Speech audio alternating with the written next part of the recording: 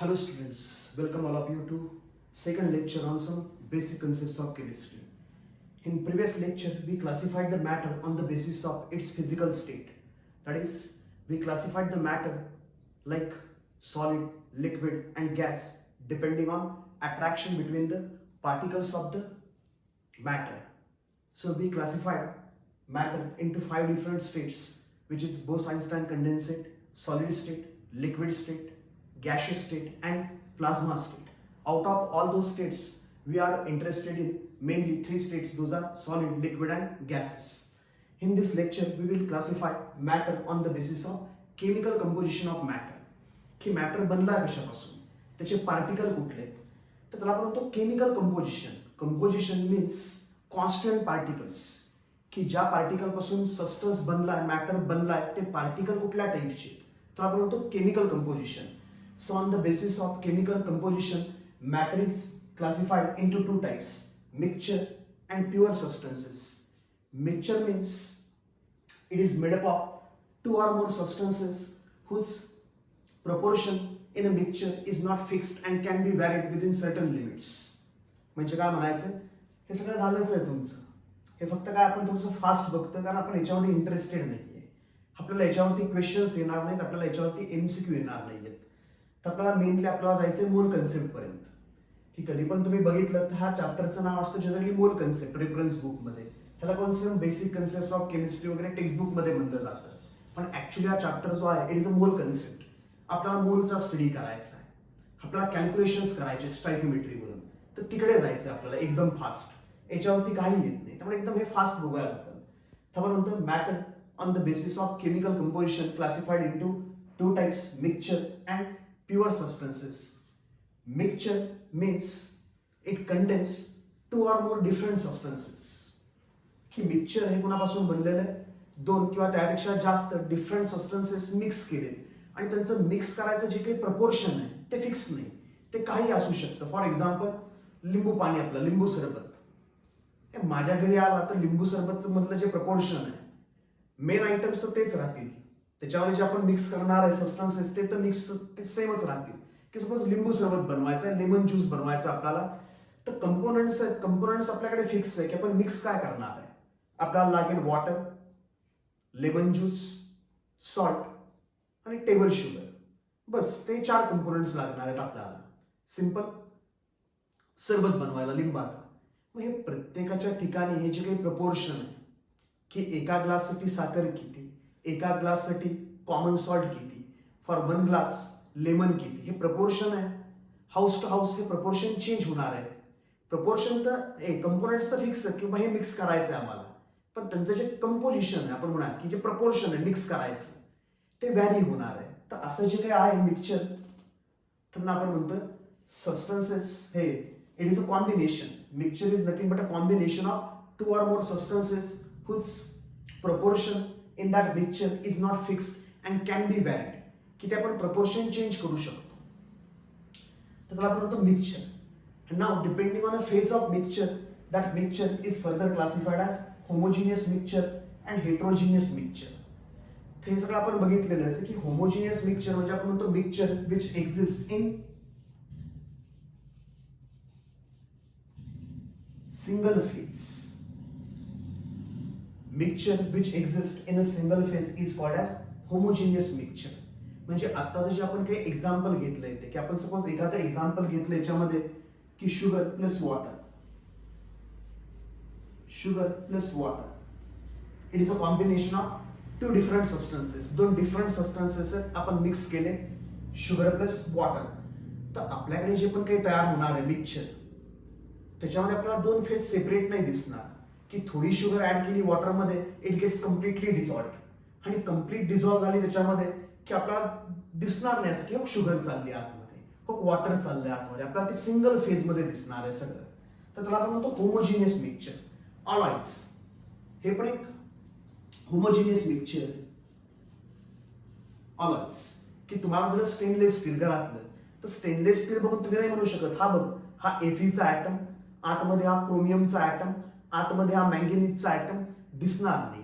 का ते हे सगळे मेटल्स आहेत, आयर्न, क्रोमियम, मॅंगनीज, हे मेल्ट केलेत एकमेकांमध्ये मिक्स केलेत आणि प्रपोर्शन चेंज होतं. स्टीलमध्ये पण आपल्याकडे डिफरंट टाइप्स असतात स्टीलचे, की 404 स्टील, 203 स्टील. म्हणजे हे जे काही मिक्सचर आहे, जे काही कंपोनंट्स मिक्स केलेत तुम्ही, त्यांचं प्रपोर्शन आहे चेंज होतं depending on what kind of properties we are required from that alloys. तर हे सगळं सोडा. आता सध्या आपण काय म्हणतो, mixture which exist in only one phase, that means single phase, is called as homogeneous mixture. की ह्याचे जे कंपोनंट्स आहेत आपण जसं नेकेड आईजनी बघून सेपरेट नाही करू शकत, की हा शुगर, हे वॉटर, किंवा अलॉयमध्ये स्टेनलेस स्टीलमध्ये हा आयर्न आणि हा दुसरा मला मँगॅनीजचा. आपण डायरेक्ट नेकेड आईजनी बघून सांगू नाही शकत, त्यांना सेपरेट नाही करू शकत एकमेकांपासून. किंवा कॉमन सॉल्ट प्लस वॉटर, ते एक्झाम्पल घेऊयात आपण. सिंपल,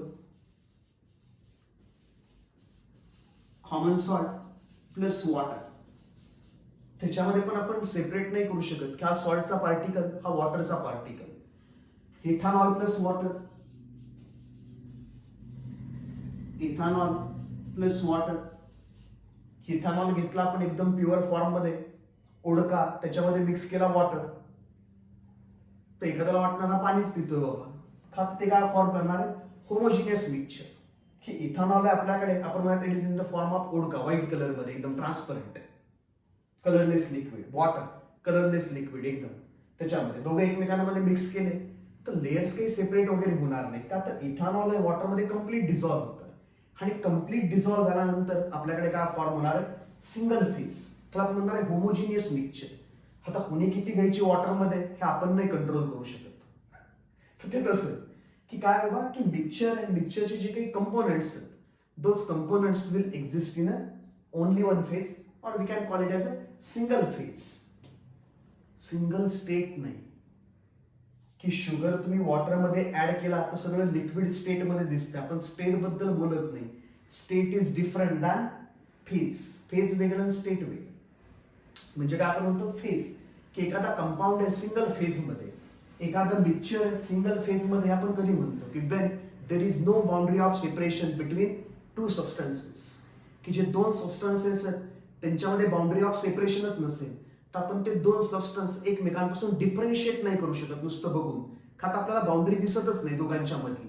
त्याच आपण म्हणतो that mixture exist in a single phase, and whenever there is a boundary of separation between two substances we call it as heterogeneous mixture which exist in more than one phase. आपण त्याला म्हणा two or more phases. Heterogeneous mixture is mixture that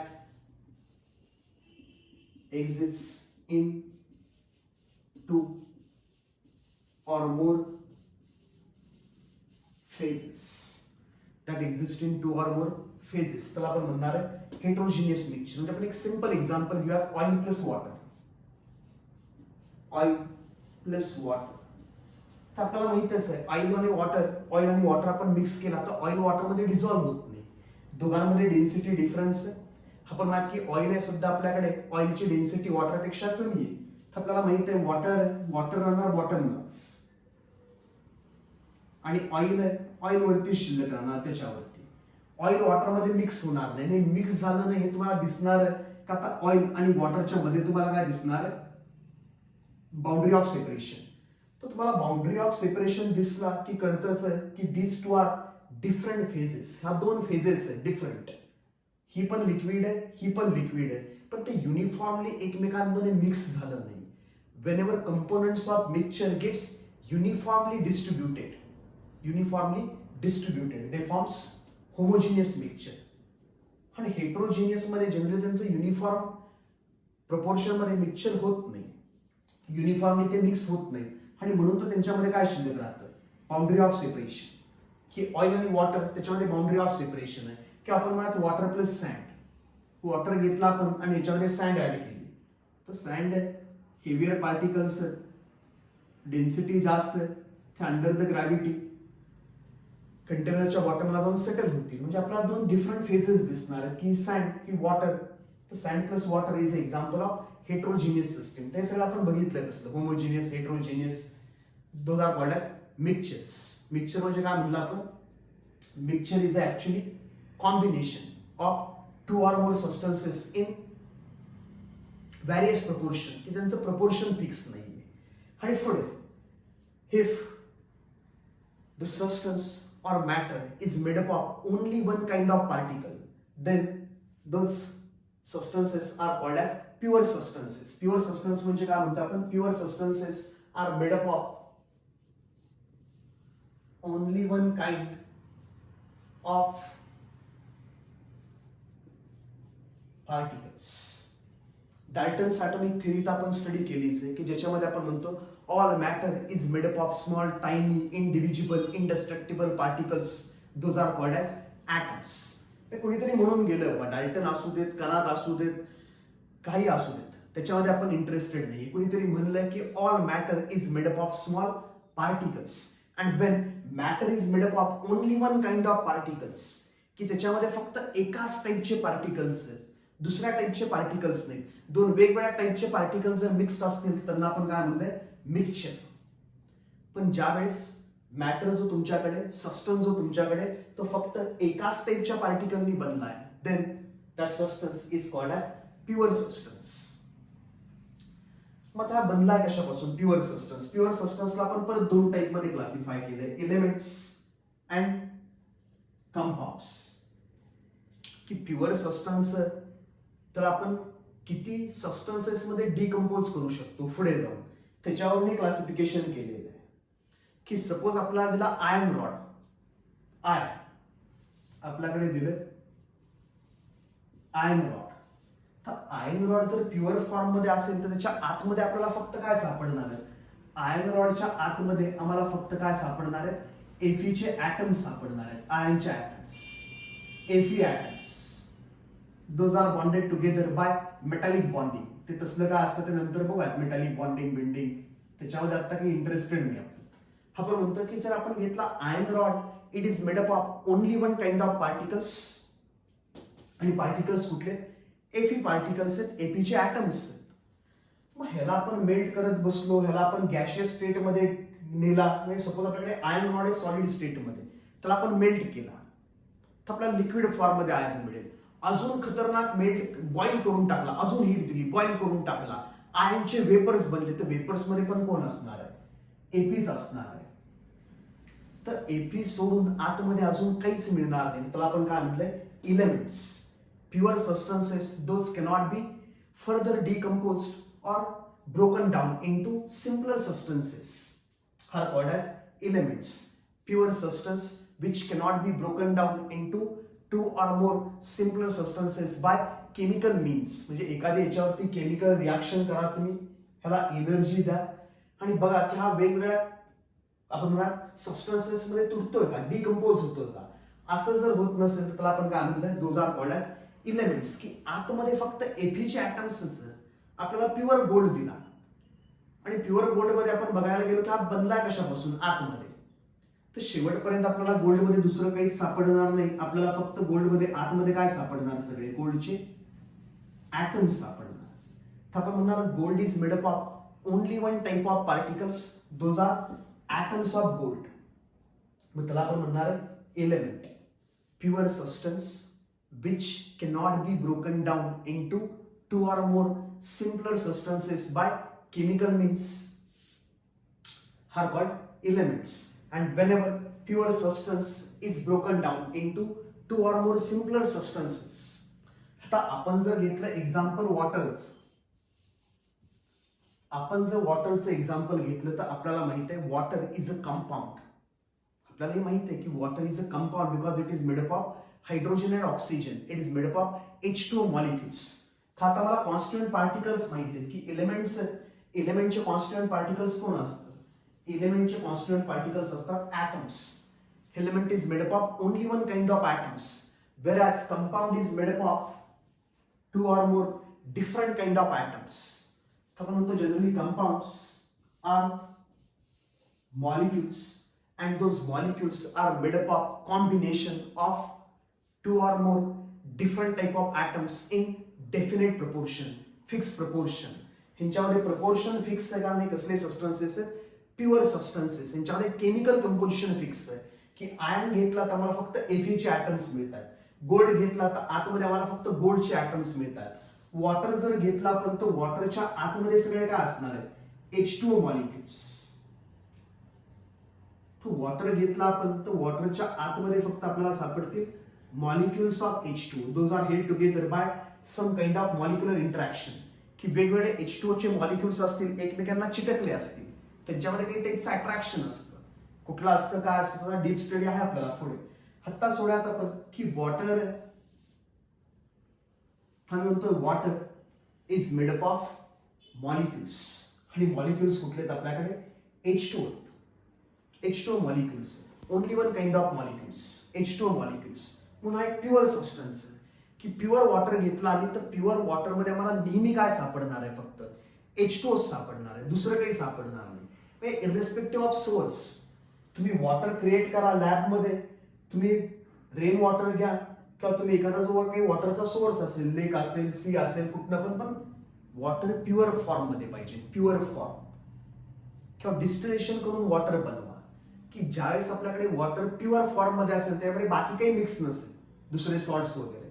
water ज्यावेळेस pure form मध्ये असेल त्यावेळेस वॉटरच्या आतमध्ये फक्त काय सापडणार आहेत आपल्याला, H2O मॉलिक्युल्स. म्हणून वॉटरला आपण म्हणतोय it is a pure substance. आणि त्याला आपण कंपाऊंड म्हणतोय का, तर त्याच्यावरती आम्ही टिपिकल एखादी प्रोसेस केली तर हे जे H2O मॉलिक्युल्स आहेत ते डिकम्पोज होणार आहेत into 2 or more simpler substances. म्हणजे आपल्याला हे तर माहितीच आहे की वॉटर घेतला आपण आणि वॉटरचं केलं इलेक्ट्रोलिसिस, H2O लिक्विड याच्यामध्ये डीप केले आपण इलेक्ट्रोड्स आणि व्होल्टेज अप्लाय केला. आपल्याला दिसतं की हे जे इलेक्ट्रोड्स आहेत तिकडे काही गॅसेस लिबरेट होतात, की आपण म्हणा इकडे निगेटिव्हली चार्ज इलेक्ट्रोड कॅथोड, इकडे लिबरेट होतो H2 गॅस, आणि इकडे आपल्याकडे पॉझिटिव्हली चार्ज इलेक्ट्रोड एनोड, इकडे लिबरेट होतो O2 गॅस. तर हा जो H2 आहे which is a pure substance compound, ह्याचं आपण केलं इलेक्ट्रोलिसिस. ह्याच्यामधून जर आपण करंट पास केला, ह्याचं इलेक्ट्रोलिसिस केलं तर हा परत तुटला कशामध्ये, H2 गॅस मध्ये प्लस O2 गॅस मध्ये. आपण काय म्हणतोय, pure substance. H2 is a pure substance because H2 is made up of only one kind of molecules, H2O molecules, but that pure substance can be further decomposed. If a pure substance can be decomposed into two or more simpler substances by simple chemical means, then that pure substance is called as compound. की आता जो आपल्याकडे H2 आहे, H2O चा आपण electrolysis केलं तर हा सेपरेट झाला, हा तुटला अजून पुढे सिम्पलर सबस्टन्सेस मध्ये, H2 गॅस मध्ये, O2 गॅस मध्ये. आणि H2O चं कधीही डिकम्पोजिशन केलं आम्ही तरी पण आम्हाला नेहमी कोण मिळणार आहे, फक्त H2 आणि O2, दुसरं काही मिळणार नाही. दुसरं काही मिळणार नाही कारण हा एक कसला सबस्टन्स आहे, प्युअर सबस्टन्स. तेच म्हणतो आम्ही की ज्यांच्यामधले पार्टिकल फिक्स आहेत, ज्याच्यामध्ये दुसरं काहीच मिळत नाही, only one kind of particle सोडून, अशा सबस्टन्सेसला काय म्हणायचं, प्युअर सबस्टन्स. मग प्युअर सबस्टन्स परत पुढे दोन टाइप मध्ये क्लासिफाय केलेत, कुठले, elements and compounds. If a pure substance cannot be broken down into 2 or more simpler substances by chemical means, then that pure substance is called as element. तर आपण element म्हणतो की त्याच्यावरती आपण केमिकल ऍक्शन केली तर आपल्याला अजून सिम्पलर सबस्टन्सेस मिळत नाहीत. Ap पासून आम्हाला अजून दुसरं काहीच मिळत नाहीये, गोल्ड पासून आम्हाला दुसरं काहीच मिळत नाहीये. मग त्यांच्यामध्ये फक्त एकाच टाइपचे पार्टिकल्स आहेत, तर नाव म्हणतो elements. And when pure substance is broken down into 2 or more simpler substances, water is a pure substance because it is made up of only one kind of particles, H2 molecules. Those particles are called as H2 molecules. But whenever that water is electrolyzed, it decomposes into H2 gas and O2 gas. Water simpler substances मध्ये त्याचं झालं breakdown H2 आणि O2 gas मध्ये. खाता आपल्याला माहित आहे molecule H2O चा तो बनलाच आहे कुणापासून, हायड्रोजन आणि ऑक्सिजन पासून. तर ते मिळाले परत कंपाऊंड आहे, त्याचं डिकम्पोजिशन केलं आपण सिम्पलर सबस्टन्सेस मध्ये. मग असे जे काही प्युअर सबस्टन्सेस आहेत त्यांना आपण म्हणतोय कंपाऊंड्स. असलं क्लासिफिकेशन बघितलं. आणि इलेमेंट्स मध्ये जनरली आपल्याकडे पिरियडिक टेबल मध्ये जे काही एलिमेंट्स आहेत 118 एलिमेंट्स, ते सगळे इलेमेंट्स. मग इलेमेंट्स कुठल्याही स्टेट मध्ये एक्झिस्ट करू शकतात. एलिमेंट्स सॉलिड स्टेट मध्ये एक्झिस्ट करू शकतात, एलिमेंट्स मोनोएटॉमिक फॉर्म मध्ये असतात, एलिमेंट्स डायटॉमिक फॉर्म मध्ये असतात. एलिमेंट्स मध्ये आपण एक्झाम्पल देऊ शकतो. सध्या आपण काय म्हणा, एपी सॉलिड, गोल्ड असेल एयू सॉलिड, आपण सिल्वर आपल्याकडे एजी सॉलिड, आपल्याकडे mercury at a room temperature mercury exist in liquid form, तर एजी लिक्विड, तर लिक्विड फॉर्म मध्ये सुद्धा असू शकतो एलिमेंट. आता आपल्याकडे हायड्रोजन आहे, hydrogen exist as H2 gas, it is a elemental form. हा हायड्रोजनचा मॉलिक्यूल आहे. दोन हायड्रोजन्स एकमेकांना अटॅच झाले थ्रू कोव्हॅलंट बॉन्ड. आता कोव्हॅलंट बॉन्ड वगैरे काय ते आपल्याकडे केमिकल बॉन्डिंग मध्ये डिटेल मध्ये आहे, आता जास्त मनावरती घ्यायला नको. आपण फक्त काय म्हणा की जसं बाबा हे असं लिहितो आपण ag solid, AP solid, AU solid, तसं एच गॅस वगैरे कधी म्हणत नाही आपण. एच गॅस ऍटॉमिक फॉर्म मध्ये. नॉर्मल टेम्परेचरला, आता रूम टेम्परेचरला जो काही हायड्रोजन आहे it exist in a diatomic form, म्हणजे दोन ॲटम्स आहेत हायड्रोजनचे एकमेकांना अटॅच झाले थ्रू कोव्हॅलंट बॉन्ड. आणि हा H2 चा एक मॉलिक्यूल आहे. सिमिलरली H2 चा अनादर मॉलिक्यूल. ते सगळे H2 चे molecules, it acts as a single unit, की दोन H एकमेकांना अटॅच आहेत. हा मॉलिक्यूल आहे, it will act as a single unit. म्हणून आपण त्याचं रिप्रेझेंटेशन करताना अशा टाइपमध्ये करतोय H2 गॅस. मग H2 जे आहे मॉलिक्यूल आहे, पण हा काय नाहीये बाळा, कंपाऊंड. आता मी कंपाऊंड कधी म्हणतोय, whenever substance can be decomposed into two or more simpler substances. ह्याला तुम्ही अजून दोन वेगवेगळ्या सबस्टन्सेस मध्ये ब्रेक नाही करू शकत एखादी केमिकल रिॲक्शन करून. याच्यावरती न्यूक्लिअर रिॲक्शन्स नाही, ते वेगळा फंडा सगळा. सिंपल केमिकल रिॲक्शन याच्यावरती करून ह्या H2 पासून तुम्ही अजून दुसरे सबस्टन्स नाही मिळवू शकत ह्याला तोडून, डिकम्पोज करून. पण हा जो H2 आहे it is a elemental form. जरी पण हा कुठल्या स्टेटमध्ये एक्झिस्ट करतोय, मॉलिक्युलर स्टेटमध्ये. कन्फ्युजन असतं लोकांचं, मॉलिक्यूल दिसला की कंपाऊंड म्हणायचं.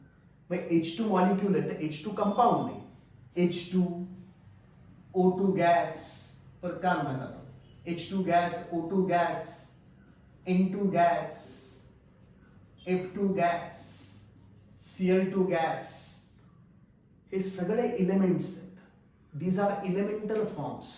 जरी पण हे मॉलिक्युल्स आहेत, त्यांच्या आतमध्ये एकाच टाईपचे ऍटम्स आहेत. आणि जर एकाच टाईपच्या ऍटम पासून काही बनलंय त्याला आपण काय म्हणतो, एलिमेंट. फॉस्फरस आहे त्याला आम्ही असेही लिहू शकतो P4 सॉलिड.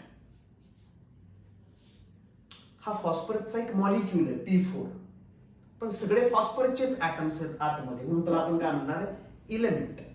हा P4 आहे, ह्याला आम्ही तोडला तर फॉस्फरस शिवाय मला दुसरं काहीच मिळणार नाही. आणि फॉस्फरस सोडून दुसरं काहीच बनत नाहीये, त्याला आम्ही काय म्हणणार आहे, एलिमेंट.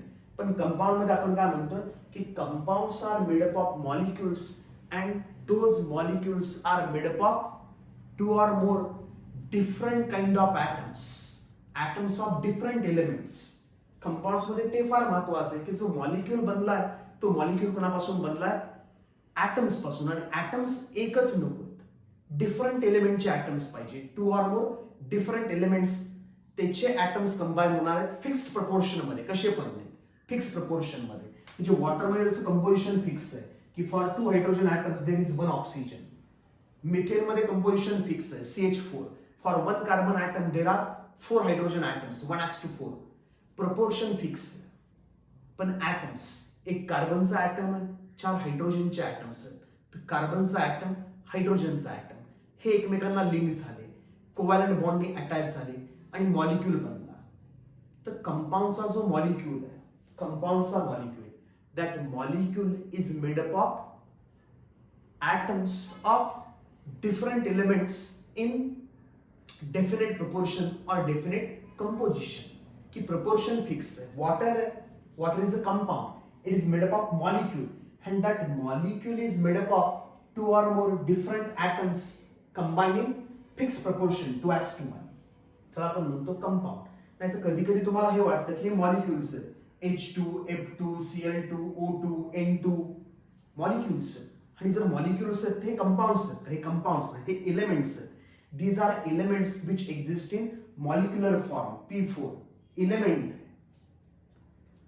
ज्या वेळेस पार्टिकल मध्ये म्हणजे जो पण काही सबस्टन्स बनला त्याच्या पार्टिकल मध्ये 2 or more ॲटम्स असते, डिफरंट टाइप ऑफ ॲटम्स, की एखाद्या सबस्टन्सच्या पार्टिकल मध्ये 2 or more different type of एलिमेंटचे ॲटम्स असतील, त्यावेळेस त्याला काय म्हणायचं?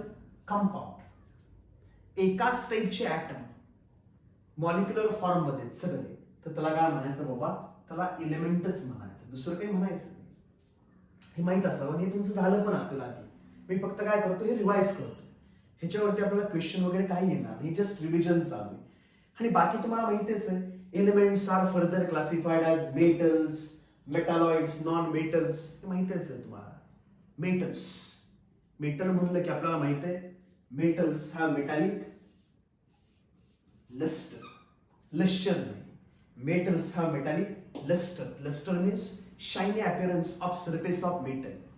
खातं मेटल आहे, मेटलच्या सरफेसवरती असतात फ्री इलेक्ट्रॉन्स. आता काही काहींना फ्री इलेक्ट्रॉन्स म्हणजे असं वाटतं की फुकटचे इलेक्ट्रॉन्स. ते फुकटचे इलेक्ट्रॉन्स इकडून तिकडे फुकट जातात. फुकटचे बिकटचे नाही, फ्री म्हणजे त्याला आपण म्हणतो delocalize or mobile electrons. Mobile means those can change their position. Delocalize means those can change their position from one atom to another atom, की जे त्यांची लोकेशन सोडून इकडे तिकडे मूव्ह करू शकतात. म्हणून त्यांना शब्द वापरला जातो फ्री.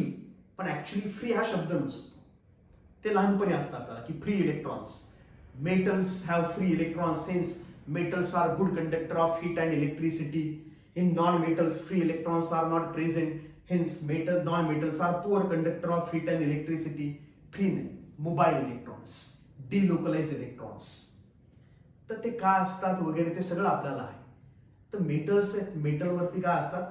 फ्री इलेक्ट्रॉन्स असतात, ज्यांना आम्ही मोबाईल इलेक्ट्रॉन्स म्हणतो, डिलोकलाइज इलेक्ट्रॉन्स होतो. आणि त्यांच्यावरती सनलाईट वगैरे पडली किंवा नॉर्मल लाईट पडली तर त्याच्यामधले electron lower energy level to higher energy level excite होतात. नंतर हायर एनर्जी मधून परत खाली येतात आणि रॅडिएशन्स इमिट करतात. आणि ती रॅडिएशन ज्यावेळेस इमिट होतात, those radiations appears as a shiny colour. म्हणजे आपण काय म्हणतात, अपीअर्स ॲज अ शाईन, की मेटलचा सरफेस चमकल्यासारखा दिसतो आपण, त्याला आपण म्हणतो लस्टर. तर हे सगळं सोड. आता आपण काय म्हणतो, मेटल्स हॅव लस्टर. परत आपण म्हणतो metals can be hammered into the sheets. That property is called as malleability. Metals are malleable. Metals can be melted and drawn into the wires. That property is called as ductility. That means metals are ductile in nature and metals are good conductors. Metals are good conductors of heat and electricity. तर बऱ्यापैकी मग periodic table ज्यावेळेस आपला होईल त्यावेळेस आपण बघूयाच की periodic table मध्ये मेटल्स कुठे प्लेस केलेत, नॉन मेटल्स कुठे प्लेस केलेत, मेटालॉइड्स कुठे प्लेस केलेत, ते त्यावेळेस बघूया. Generally metals exist in a solid state. मग त्याच्यामध्ये आपण काही एक्सेप्शन सांगतो. Mercury is a metal but at room temperature it exist in liquid state. असलं भरपूर असतं. पिरियॉडिक टेबलच्या वेळेस थोडंफार बघूयात, कारण असले काही क्वेश्चन आता आपल्याला येत नाहीत की at room temperature which of the following exist in a liquid state. तसलं लहानपणी तर जाऊ देत. आपण काय म्हणलं, elements are further classified as metals, non-metals and metalloids. Metals have luster. Those can be hammered into the sheets. That property of metal is called as malleability.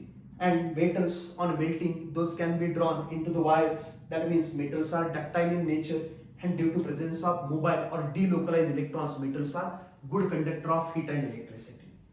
आणि non metals मध्ये हे सगळं आपण अपोजिट सांगतो की नॉन मेटल्स मध्ये काय नसतं बाबा, नॉन मेटल्स मध्ये लस्टर नसतं. डायमंड शायनी आहे, डायमंड इज नॉन मेटल.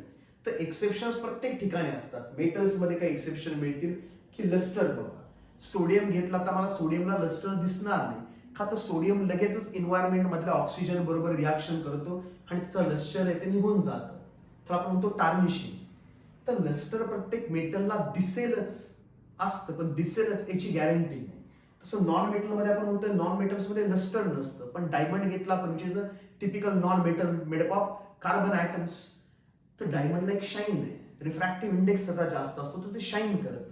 त्याला आपण लस्टर म्हणू शकतो, शाईनी अपीअरन्स ऑफ डायमंडला. पण जनरली काय म्हणतो आपण, नॉन मेटल्स, की फॉस्फरस आम्ही घेतला तर फॉस्फरसला काही शाईन नसणार आहे, सल्फर आपण घेतला सल्फरला काही शाईन नसणार आहे. नॉन मेटल्स आम्ही घेतला नॉन मेटल्स, क्लोरीन गॅस, तर क्लोरीन गॅस आम्हाला दिसेल कलर मध्ये पण शाईन नसणार आहे त्याला.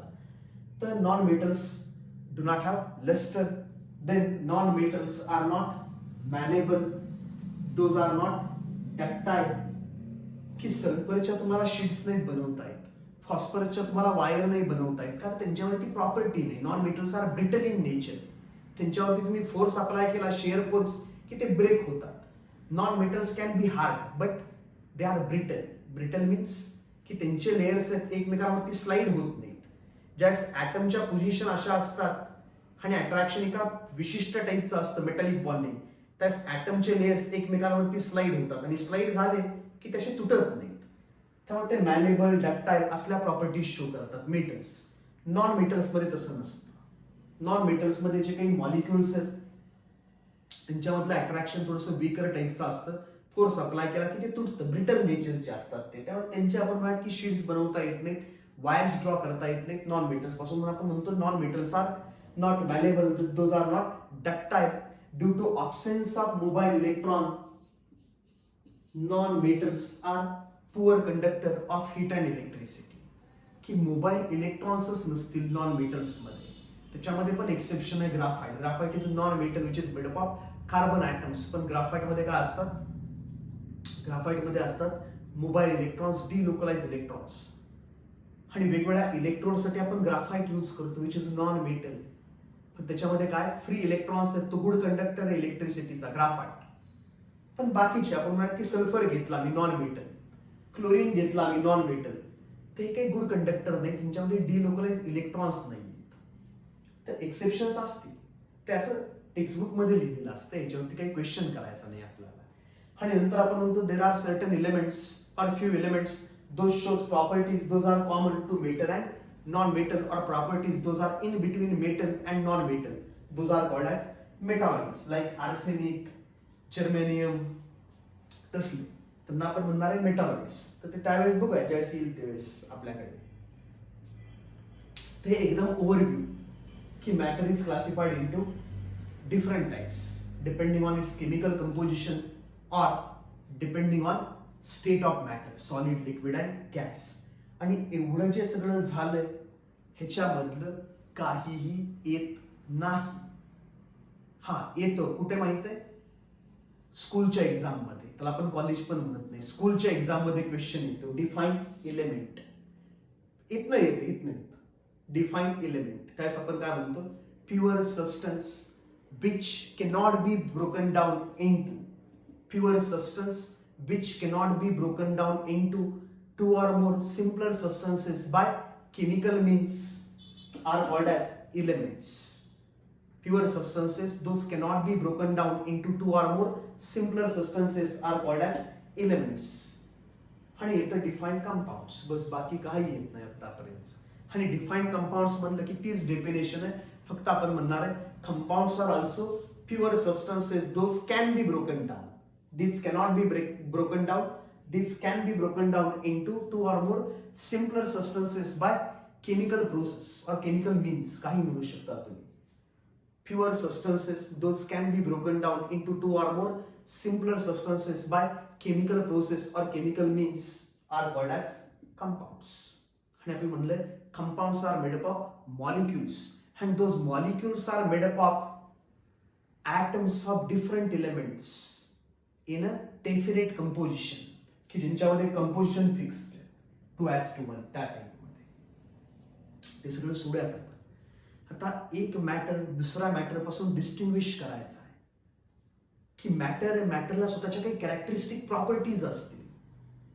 आपण फॉर एक्झाम्पल घेऊयात की कंपाऊंड आहे वॉटर, तर वॉटरला स्वतःच्या काही प्रॉपर्टीज. दुसरा कंपाऊंड घेतला आपण CO2, तर CO2 ला स्वतःच्या काही प्रॉपर्टीज आहेत. मग त्यांना आपण फिजिकल प्रॉपर्टीज आणि केमिकल प्रॉपर्टीज मध्ये डिवाइड करतो.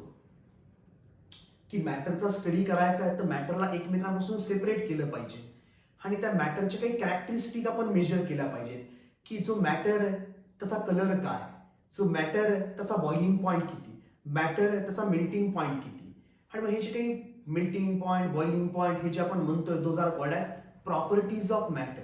प्रॉपर्टीज म्हणजे फक्त काय बाळा, मेजरेबल कॅरेक्टरिस्टिक और ऑब्झर्वेबल कॅरेक्टरिस्टिक.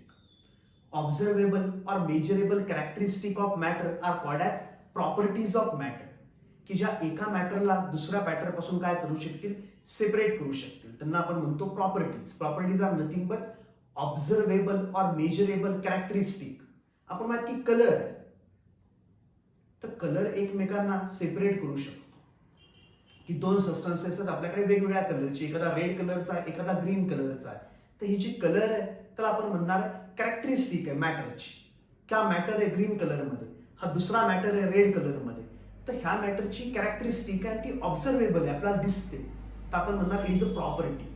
तर कलर आहे, कलर एक प्रॉपर्टी झाली इव्हन इट इज अ ऑब्झर्वेबल. तर त्याला आपण म्हणणार आहे प्रॉपर्टीज ऑफ मॅटर. पण मॅटरच्या ज्या काही प्रॉपर्टीज आहेत त्या दोन टाईपमध्ये क्लासिफाय करतात, physical properties and chemical properties.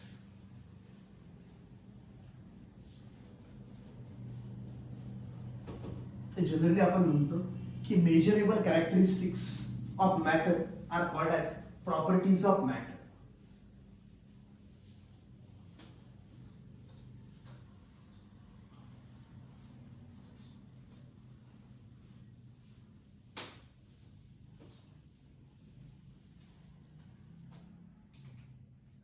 काय म्हणलं आपण,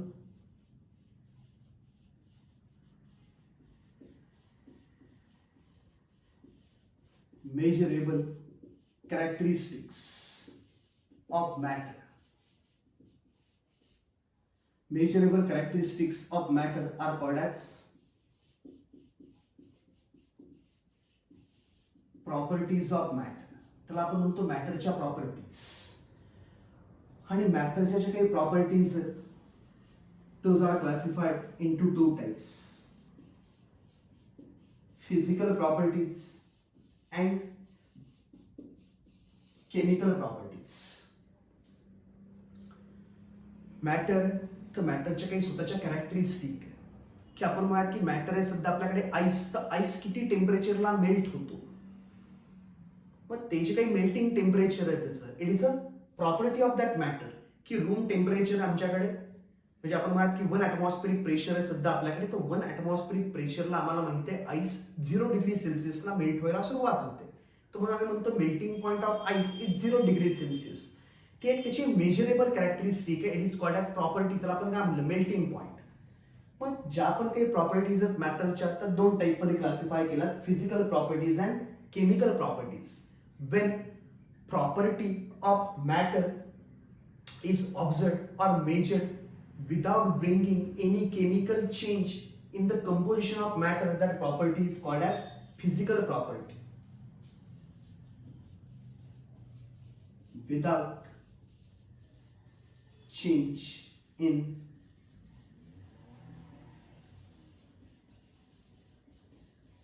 chemical composition, property of matter which is measured without change in chemical composition of that matter is called as physical property.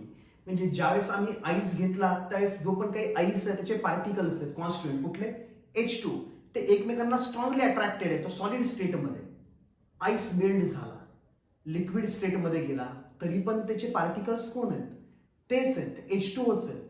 परत आपल्याकडे जे लिक्विड वॉटर आहे त्याचं आपण बॉइलिंग केलं, त्याला वेपर स्टेटमध्ये घेऊन गेलो आणि वेपर जरी बनले तरी पण पार्टिकल्स कोण असणार आहेत, H2O पार्टिकल्स. म्हणजे कंपोजिशन चेंजच झालं नाही, फिजिकल स्टेट चेंज झाली. सॉलिड होता, लिक्विड बनला, लिक्विड टू गॅस बनला, पण कॉन्स्टंट पार्टिकल्स तेच राहिले. आणि जोपर्यंत कॉन्स्टंट पार्टिकल्स तेच राहत आहेत तोपर्यंत आम्ही काय म्हणतोय की त्याच्यामध्ये काय चेंज झाला नाही, त्याचं कंपोजिशन चेंज झाला नाही, तोच आहे शेवटपर्यंत.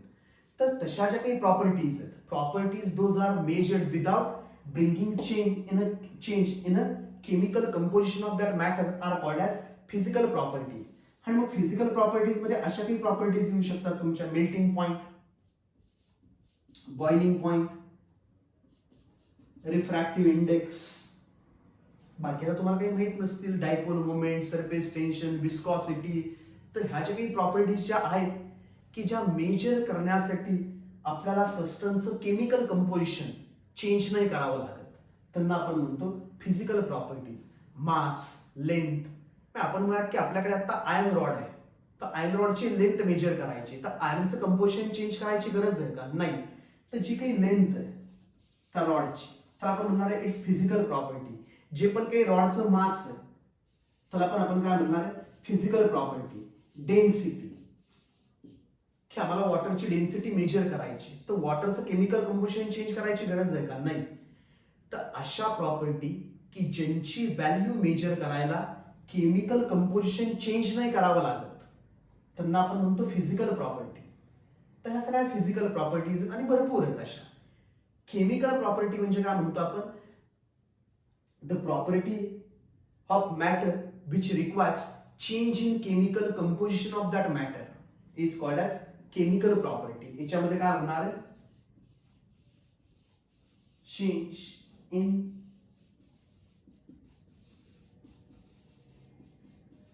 Chemical composition. हे तुमच्याकडे एखादा कंपाऊंड आहे, आपण म्हणूयात की आपल्याकडे कंपाऊंड आहे बाबा H2SO4.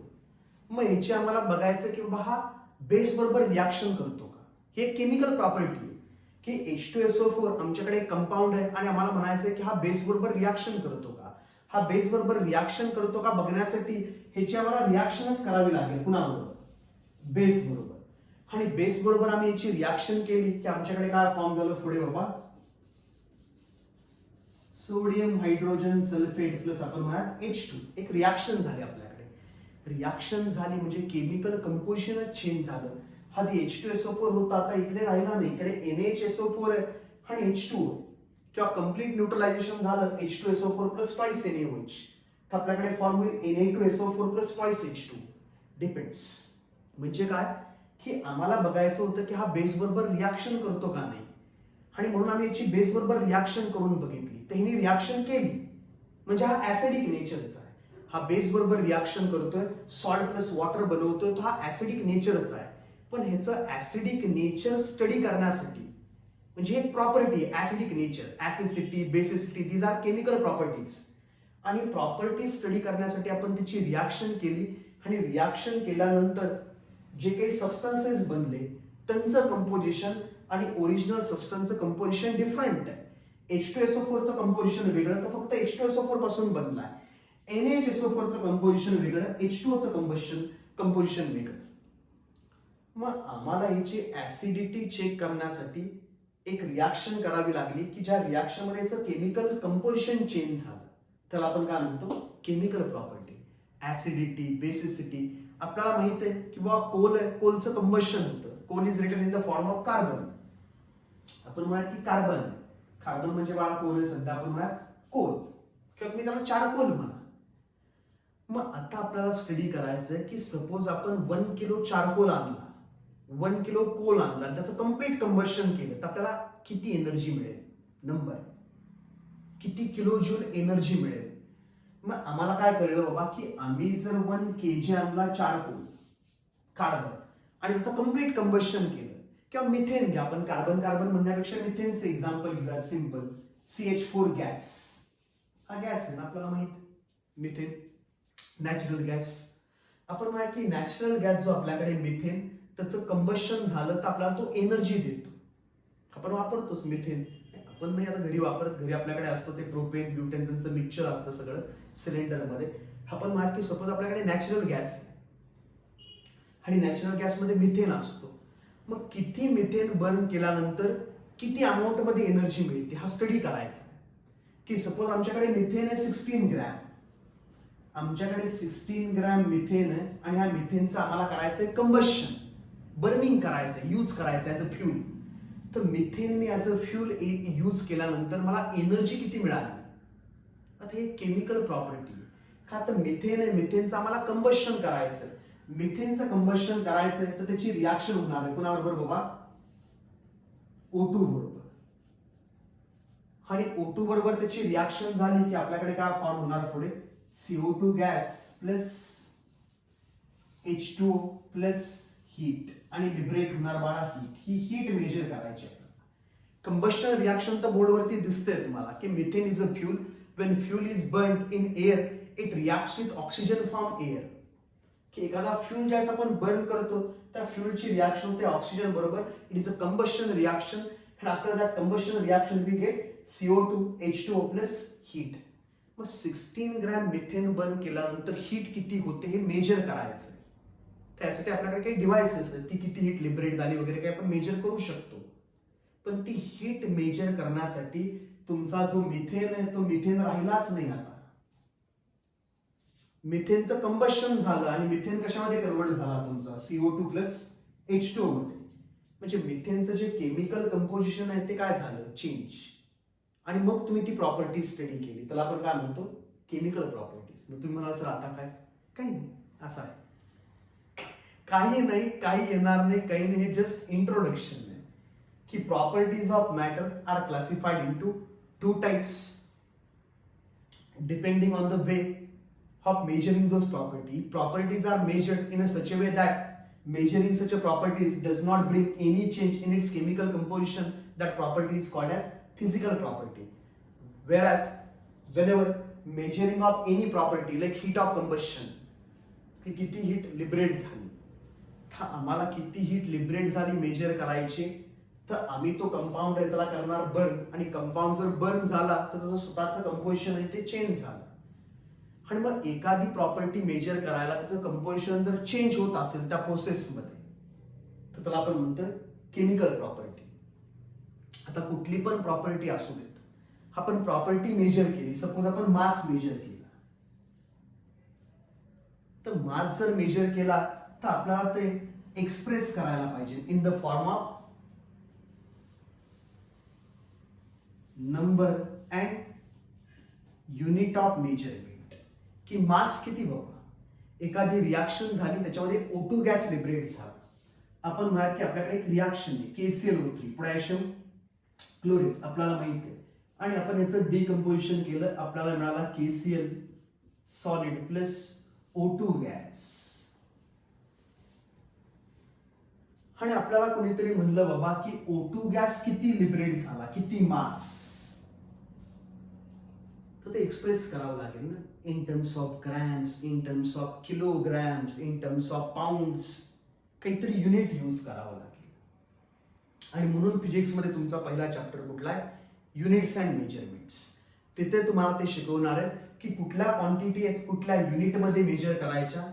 युनिटचे तुम्हाला टाइप्स दिलेले आहेत MKS unit, CGS unit, SI unit. त्याच्यामध्ये आपण इंटरेस्टेड नाही इकडे केमिस्ट्रीमध्ये, पण थोडा पोर्शन असतो म्हणून आपण ते माहित नसतं की फिजिक्समध्ये तो चॅप्टर कम्प्लीट झालाय नाही झाला. म्हणून केमिस्ट्रीमध्ये पण हे टाकलं जातं की प्रॉपर्टीज आहेत, प्रॉपर्टीज जर तुम्हाला एक्सप्रेस करायच्या की बाबा किती व्हॅल्यू तुम्हाला सांगायची किती, तर तुम्हाला एक तर नंबर द्यावा लागेल बाबा की 10 की ऑक्सिजन लिबरेट झाला किती 10. पण 10 काय 10 kg लिबरेट झाला, 10 ग्रॅम लिबरेट झाला, 10 पाऊंड लिबरेट झाला किती 10 टन लिबरेट झाला.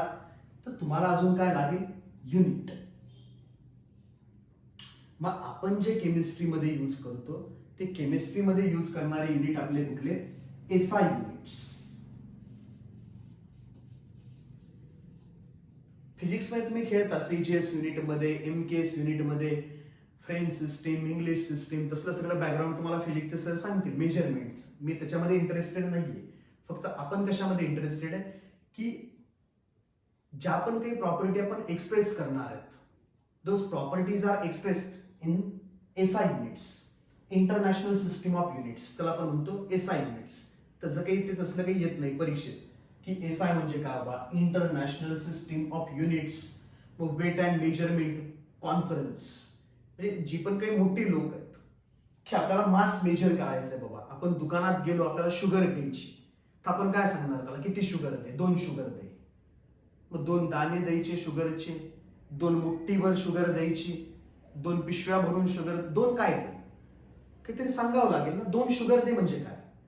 पेट्रोल भरायला गेलो आणि त्याला म्हणलं 5 भर, तो 5 थेंब भरेल टपक टपक टपक. 5 काय 5 लिटर पाहिजे, 5 मिलीलिटर पाहिजे, 5 ड्रॉप्स पाहिजे. तुम्हाला एक्सप्रेस करावं लागेल in the form of some units. मग ही जी काही मोठमोठी डोकी आहेत म्हणजे त्यावेळीची काही लोक 1960ला ती सगळी बसली म्हणजे हे डिसाईड करायला की बाबा की ह्या जे काही प्रॉपर्टीज आहेत, this properties must be measured in some standard form. की असं नको व्हायला की मी प्रॉपर्टी एक्सप्रेस करतो ग्रॅम मध्ये, दुसरा प्रॉपर्टी एक्सप्रेस करतो पाऊंड्स मध्ये, आणि मग दोघं भांडत बसतात. ते कन्व्हर्जन पण करता आलं पाहिजे एकमेकांमधून दुसऱ्यांमध्ये, म्हणजे कंपॅरिझन करता येईल. की मला इकडे रिॲक्शन दिली एक, की मला काही अमाऊंट पाठवून दिली त्यांनी, आपण म्हणा की काही 100 ग्रॅम अमाऊंट होती KClO3 ची, आणि त्याला मी तोडला आणि O2 लिबरेट झाला. तर O2 काही लिबरेट झाला X, आपण म्हणा X ग्रॅम. दुसऱ्याला पण आपण 100 ग्रॅम KClO3 दिला, त्यांनी पण O2 किती लिबरेट झाला काढला. तर त्या दोघांचं आपल्याला कंपॅरिझन करावं लागतं रिडिंग्स, की त्याच्यामध्ये किती O2 लिबरेट झाला, आपल्यामध्ये किती O2 लिबरेट झाला, त्याचं कंपॅरिझन करावं लागेल. आणि व्हॅल्यूज जर कम्पेअर करायच्या तर दोघांचं युनिट काय पाहिजे, सेम पाहिजे. नाहीतर तो तिकडे म्हणतोय 0.2 लिबरेट झाला आणि मी इकडे म्हणतोय नाही रे 20 लिबरेट झाला. का तर त्यांनी वेगळ्या युनिटमध्ये मेजर केलं, आपण वेगळ्या युनिटमध्ये मेजर केलं. तर म्हणून क्वांटिटीची जी काही नंबर आहे, व्हॅल्यू आहे, त्याच्या पुढे काय लिहिणं महत्वाचं, युनिट. विदाउट युनिट आपण सांगूच शकत नाही किंवा व्हॅल्यूज कम्पेअर नाही करू शकत एकमेकांमध्ये. तर म्हणून बाबा 1960 ला काही लोक बसली कशाला, हे डिसाइड करायला की कुठली युनिट्स कुठल्या प्रॉपर्टीज कुठल्या युनिट्स मध्ये एक्सप्रेस करायच्या, आणि त्याला आपण म्हणतो इंटरनॅशनल सिस्टीम ऑफ युनिट्स. मग त्याच्यामध्ये काही 7 फंडामेंटल प्रॉपर्टीज घेतल्या की ज्या प्रॉपर्टीज वरून बाकीच्या सगळ्या प्रॉपर्टीजची युनिट्स आपण करू शकतो डिराइव्ह.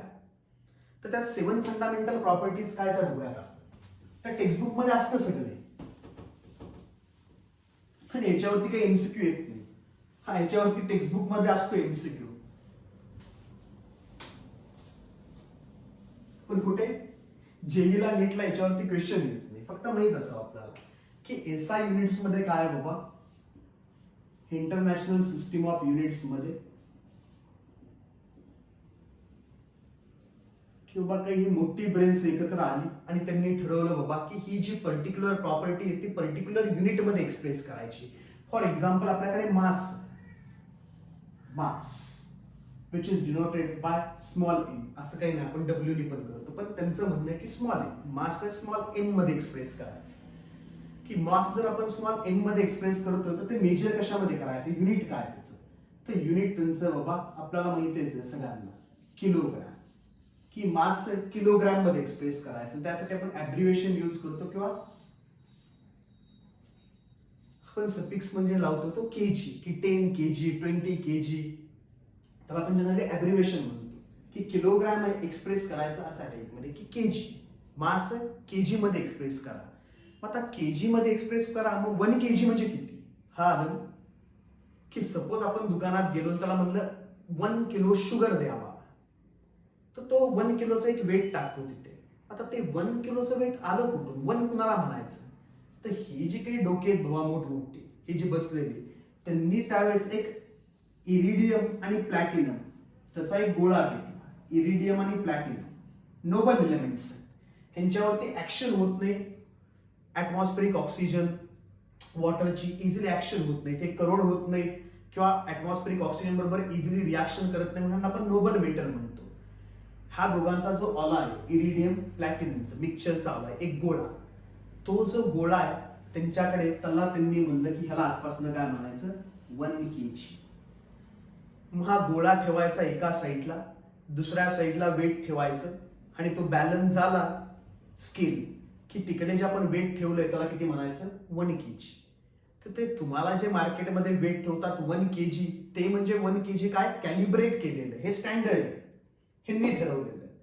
किंवा mass must be express in terms of kilograms, आणि मास जर एक्सप्रेस करायचं इन टर्म्स ऑफ किलोग्रॅम, तर लेट्स डिफाइन 1 किलोग्रॅम. आणि मग 1 किलोग्रॅम म्हणजे काय, 1 किलोग्रॅम म्हणजे बाळ हा आयर्न आणि प्लॅटिनमचा एक गोळा म्हणजे स्पियर, की ज्याला त्यांनी स्टँडर्ड म्हणलं की हा स्पियरचं जेवढं मास आहे त्या मासला आपण आजपासून काय म्हणायचं, 1 kg. काहीतरी ठरवलं पाहिजे ना की कशाला काय म्हणायचं. तर त्या मास जो गोळा आहे त्याला त्यांनी 1 kg ठेवलंय, आणि त्याला एअरटाईट कंटेनर मध्ये ठेवलेलं आहे त्यांनी, की कधी पण तुम्हाला कॅलिब्रेशन करायचंय 1 kg परत एकदा बघायचंय, तर ह्याला ठेवायचा स्केल मध्ये एका साईडला, दुसऱ्या साईडला ऍड करायचं मास, स्केल बॅलन्स झाला की त्याला म्हणायचं 1 kg.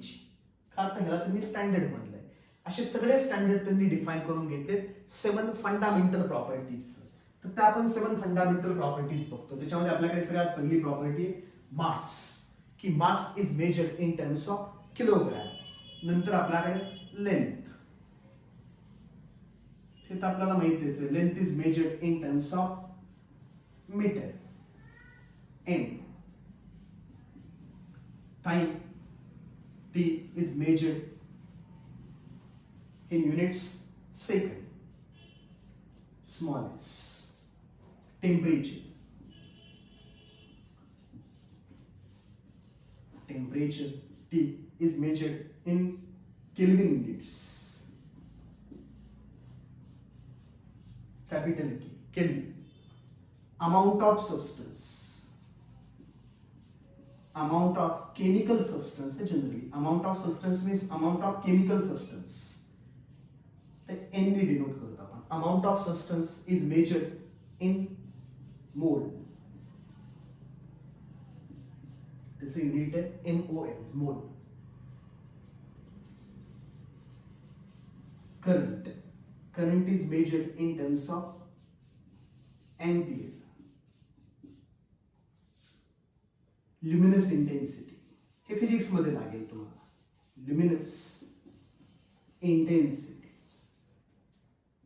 current R, luminous intensity I, it is measured in candela units. CD. किती झाले बाबा? 1 2 3 4 5 6 7. तर ह्या जे काही 7 प्रॉपर्टीज, ह्या सगळ्या 7 physical properties. These physical properties are measured in terms of standardized units, international system of units. Unit म्हणजे काय? तर युनिटची एक डेफिनेशन दिली जाते. Arbitrarily decided and universally accepted standard is called as unit.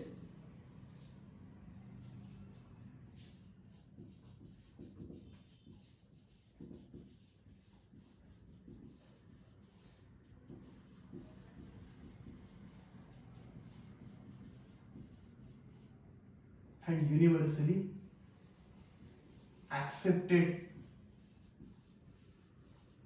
standard is called unit.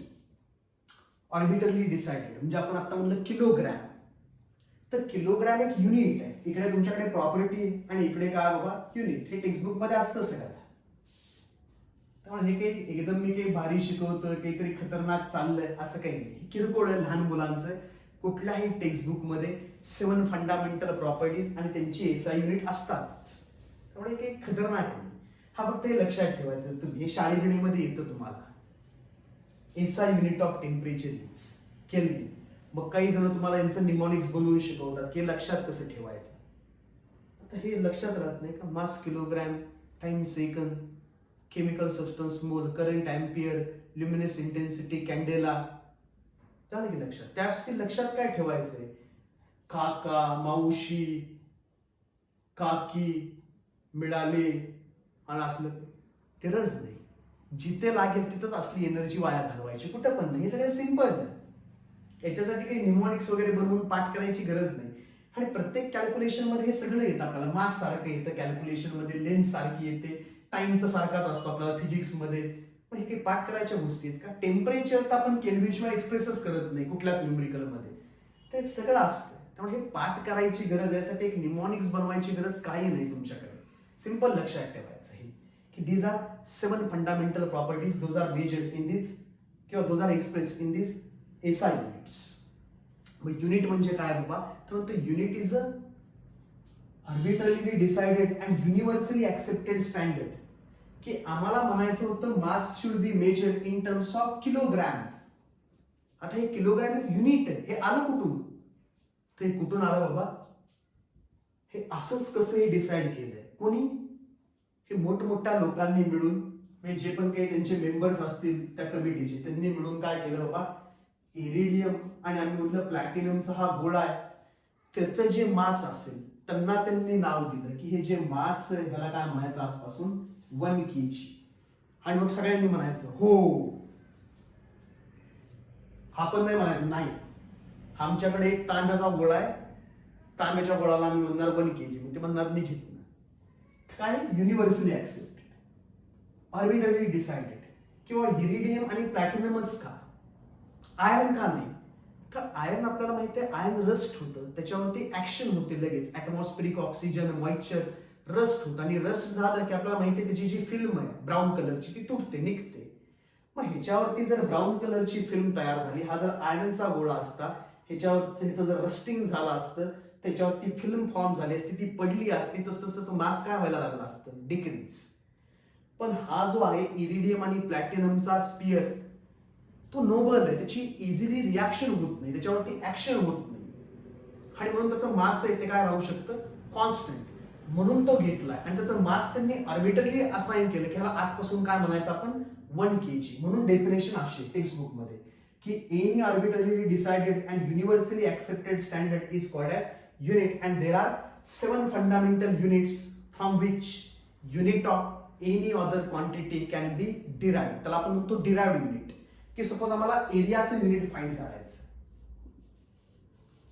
Area, तर आपण म्हणणार चला बाबा आम्हाला याचा एरिया फाइंड करायचा आहे, तर आपण म्हणणार ए, ही साइड आहे, याची लेंथ म्हणणार बी, की आपण एरिया काय म्हणणार, area is A into B. आणि मग ह्या ज्या काही lengths, those lengths are measured in terms of metre, metre into metre, तर आपण म्हणणार एरिया, त्याचं युनिट काय, मीटर स्क्वेअर. ह्याला आपण म्हणतो डिराइव्ड युनिट. की जे 7 फंडामेंटल युनिट्स आहेत त्याच्यावर आपण एरियाचं युनिट डिराइव्ह केलं, व्हॉल्यूम.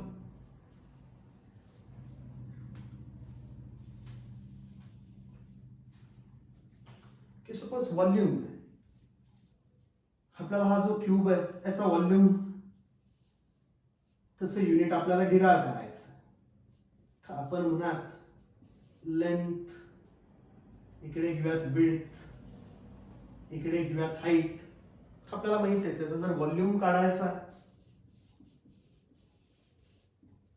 ए इंटू बी इंटू सी, आणि या सगळ्या जर lengths metre into metre into metre, volume is express in terms of metre cube. तर त्याला आपण काय म्हणणार बाबा, मीटर क्यूब. मीटर क्यूब म्हणायचं त्याला, डिराइव्ड युनिट. सपोज आपल्याला डेन्सिटी मेजर करायची, त्याचं युनिट फाइंड करायचं, तर डेन्सिटी म्हणजे आपल्याला माहित आहे density is equal to mass upon volume. मग आता आम्ही बघितलंच याच्यामध्ये 7 फंडामेंटल युनिट्स मध्ये की mass must be express in terms of KG, आणि व्हॉल्यूम आहे, व्हॉल्यूमचं तर आम्हाला इथे दिसतंच की volume is express in terms of metre cube. तर डेन्सिटीचा युनिट मिळाला आम्हाला KG per metre cube, or it can be written as KG per metre cube. तर आपण म्हणणार आहे डिराइव्ड युनिट. की सपोज आपल्याकडे फोर्सचं युनिट डिराइव्ह करूयात आपण. ते सगळं सिंपल आहे, याच्यावरती काही क्वेश्चन नाही एमसीक्यू मध्ये, नीट मध्ये नाही, जेई मध्ये नाही, सिंपल फंडामेंटल टॉपिक्स. की फोर्स आहे, तर फोर्स आम्ही म्हणणार आहे force is equal to mass upon acceleration. याला आपण म्हणणार मास डिवाइडेड बाय ऍक्सलरेशन, म्हणजे आपण काय म्हणणार आहे change in speed with respect to time T. मग आपण म्हणणार F is equal to mass divided by velocity, आणि हा टी वरती दिला इकडे टी. व्हेलॉसिटी म्हणजे आपल्याला माहितीच आहे काय, mass divided by change in distance with respect to time into T. हा F is equal to mass आहे तसं, हा टी पण वरती गेला, मल्टिप्लाय झाला T square divided by X. X म्हणजे आपल्याला माहिती आहे distance travelled. Distance traveled per unit time is called as velocity. Change in velocity with respect to time is called as acceleration. ते सगळं माहिती आहे आपल्याला. तर फोर्स आपल्याला मिळाला in the terms of mass, time आणि डिस्टन्स, आणि सगळ्यांची युनिट आपल्याकडे आहेत. मास आम्हाला माहिती आहे मेजर करायचं आहे केजी मध्ये, टाइम मेजर करायचा आहे सेकंड मध्ये, second square time square divided by distance आहे, डिस्टन्स आपण कशामध्ये मेजर करणार आहे, मीटर. केजी सेकंड स्क्वेअर पर मीटर, किंवा आपण असे लिहू शकतो KG per metre second square. हा मीटर फक्त वरती गेला, मीटर रेस टू मायनस 1. तर ही जी काही क्वांटिटीज आहेत किंवा फिजिकल प्रॉपर्टीज आहेत, की ज्यांचे युनिट्स आपण डिराइव्ह करू शकतो फ्रॉम दिस 7 फंडामेंटल युनिट्स, तर आपण म्हणतो डिराइव्ड युनिट. हे आपण डिफाईन केलेले युनिट्स आणि याच्यापासून आपण कुठल्याही फिजिकल क्वांटिटीचे युनिट्स डिराइव्ह करू शकतो. तुम्ही म्हणाल चला अजून करू फिजिक्समध्ये. ते फिजिक्समध्ये पहिलं चॅप्टरच आहे, तुम्हाला युनिट्स अँड मेजरमेंट्स हेच तर करायचंय सगळं तिथं. आत्ता केमिस्ट्रीसाठी मला काय महत्वाचं आहे की आत्तापर्यंत शिकलेल्यातलं आम्ही काय लक्षात ठेवायचं. सर तुम्ही लक्षात ठेवायचे युनिट्स. का ते स्कूलमध्ये पहिल्या टेस्टला वगैरे एखादं विचारतात की SI unit of current is म्हणणार अँपियर अँपियर अँपियर, खुश 1 मार्क. जे नेटमध्ये तुम्हाला काही विचारणार नाहीत की SI unit of temperature is, तिथं ते विचारणार नाहीत. तर आतापर्यंत फक्त जेवढं शिकलो त्याच्यामधला आपल्याला क्वेश्चन काय येऊ शकतो, define elements, define compounds and these 7 fundamental SI units. बस बाकी आतापर्यंत जेवढं झालंय त्याच्यामधला तुम्हाला सिंगल क्वेश्चन येणार नाही कुठलाच, फक्त एवढं येणार. आणि हे पण कुठं पुढे स्कूलच्या एक्झाम मध्ये, ते पण कधी फर्स्ट टेस्टला, नंतर त्याच्यावरती पण एक पण क्वेश्चन येणार नाही. तर हे काही जास्त महत्वाचं नाही. तर नेक्स्ट लेक्चर मध्ये आपण अजून थोडासा फिजिक्स मधला पार्ट बघणार आहे की ह्या ज्या काही आपण मेजरमेंट करतोय त्या मेजरमेंट मध्ये काही एरर्स येणार आहेत. तर ते आपण बघणार आहे की एरर कसा एक्सप्रेस करायचा, ॲक्युरसी काय असते, प्रिसिजन काय असतं, हा सगळा फिजिक्सचा पार्ट आहे. पण थोडंसं इंट्रोडक्शन केमिस्ट्रीमध्ये म्हणून आपण बघणार आहे, सोडून नाही देणार फिजिक्सवरती की मयूर सर येतील आणि तुम्हाला सगळं शिकवतील. असू दे, केमिस्ट्रीमध्ये थोडा पोर्शन आहे म्हणून मी पण तुम्हाला थोडंसं सांगेन. जास्त डिटेलमध्ये फिजिक्समध्ये होईल, इकडे जास्त डिटेलमध्ये मोल्स होईल ह्या चॅप्टरमध्ये. इतका होईल की तुम्ही पुस्तक चाळून चाळून बघाल तुम्हाला कुठंच सापडणार नाही, एवढा मोल्स होईल. आणि तेच महत्वाचं, त्याच्यावरती प्रत्येक एक्झाम मध्ये क्वेश्चन येतो. सीईटी असू देत, नीट असू देत, जेई असू देत, मोल कन्सेप्ट वरती क्वेश्चन येतोच. आणि तुम्हाला आधी म्हणलंच आहे की मोल जर नाही आले तर जिंदगीभर फक्त झोल आहे. मग पुढे मग अवघड आहे केमिस्ट्री. तर आपल्याला तिकडे जायचंय मोलकडे, म्हणून हे जर आपण फास्ट बघूया. तर हे 7 फंडामेंटल युनिट्स. नेक्स्ट लेक्चरमध्ये accuracy, precision, how errors are reported, त्याच्यावरती काही जास्त मी भर देणार नाही. एक लेक्चर किंवा 2च lecture. Significant figures, scientific notations, त्याच्यावरती एखादं लेक्चर होईल, म्हणजे 2 लेक्चर अजून. आणि त्यानंतर जे 3रं लेक्चर असेल तिथून सुरू होईल बाळा केमिस्ट्री, ॲटॉमिक मास. तिथून मात्र तुला फार व्हिडिओ केअरफुली बघावं लागेल, सगळं समजून घ्यावं लागेल कुठल्या लेक्चर पासून 3रं. आता इथून पुढे उद्याचं तर एक लेक्चर जाईल आपलं कशामध्ये, accuracy, precision, scientific notation, significant figure. याच्यामध्ये 1-2 लेक्चर घालू आपण, सिंपल असतात लहान मुलांचं. त्याच्यानंतरचं जे 3रं लेक्चर असेल ॲटॉमिक मास, तिथे एकदम महत्वाचं आहे. तिथून पुढे सगळं नवीन तुमच्यासाठी, सगळं नवीन A to Z. तिथून पुढे स्टार्ट केमिस्ट्रीला. तर बघत राहा आणि लॉग टेबल घेऊन या, ते महत्वाचं आहे. का तुम्हाला लॉग टेबल तुम्हाला शिकवायचं आहे, तुम्हाला कॅल्क्युलेशन्स कशी येणार. उद्या आपल्याला कॅल्क्युलेशन करायचं असल्या टेपमध्ये काहीतरी 25.56 डिवायडेड बाय 1.667. काय करणार आपण, कॅल्क्युलेटर नाही ना आला, ते कॅल्क्युलेशन करायचंय. तर लॉग टेबल घेऊन या लवकरात लवकर. अजून 2-3 लेक्चर आहेत, वेळ आहे तुमच्याकडे. लॉग टेबल सांगून ठेवा, बघूयात आपण काय करायचं कॅल्क्युलेशनचं. चलो बाय.